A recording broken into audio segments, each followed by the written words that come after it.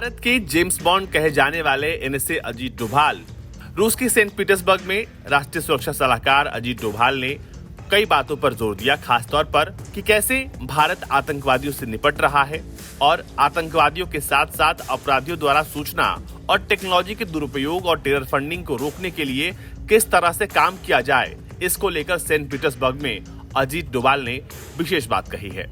Saint Petersburg में सुरक्षा मामलों के लिए जिम्मेदार उच्च पदस्थ अधिकारियों की 12वीं अंतर्राष्ट्रीय बैठक के पूर्ण सत्र में बोलते हुए एनएसए अजीत डोभाल ने समावेशी आर्थिक विकास के लिए डिजिटल टेक्नोलॉजी का उपयोग करने की भारत की नीति के बारे में बात की और कहा कि सूचना सुरक्षा सुनिश्चित करने के लिए खुले, स्थिर, विश्वसनीय और समावेशी ढांचे के लिए अंतर्राष्ट्रीय सहयोग का आह्वान किया।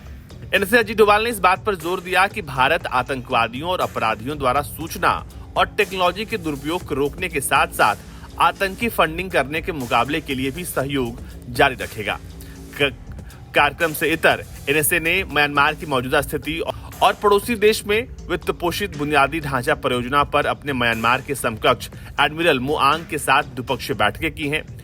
रूस में भारतीय दूतावास ने एक्स पर पोस्ट किया कि उन्होंने भारत म्यांमार सीमा पर हाल के घटनाक्रमों पर चर्चा की है, जिसमें सुरक्षा, शरणार्थी विकास परियोजना से संबंधित मुद्दों पर बातचीत हुई है।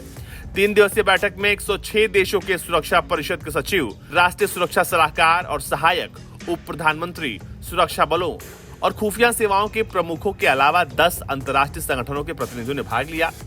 एनएसए अजीत डोभाल की मुलाकात रूसी सुरक्षा परिषद के सचिव निकोलाई पेत्रुशेव से भी हुई। वहां भी बातचीत हुई और पेत्रुशेव ने कहा कि रूस एक निष्पक्ष विश्व व्यवस्था के निर्माण की रक्षा करना जारी रखेगा, जो समानता के सिद्धांतों और सांस्कृतिक और सभ्यतागत पहचान के सम्मान के आधार पर अधिकांश देशों के हितों को पूरा करती है। इसी कार्यक्रम को एक दिन पहले रूसी राष्ट्रपति व्लादिमीर पुतिन ने प्रतिभागियों को वर्चुअली संबोधित किया था और कहा था कि अंतर्राष्ट्रीय आतंकवाद 21वीं सदी के सबसे गंभीर खतरों में से एक बना हुआ है, क्योंकि आतंकवादी तेजी से जटिल और बर्बर होते जा रहे हैं। आपको बता दें कि ये सब कुछ तब हो रहा है जब मॉस्को में एक बड़ा आतंकी हमला हुआ और उसके बाद अब सेंट पीटर्सबर्ग में इतनी बड़ी बैठक हो रही है, तो जाहिर है चर्चा मॉस्को के हमले की भी जरूर होगी। ब्यूरो रिपोर्ट, भारत तक।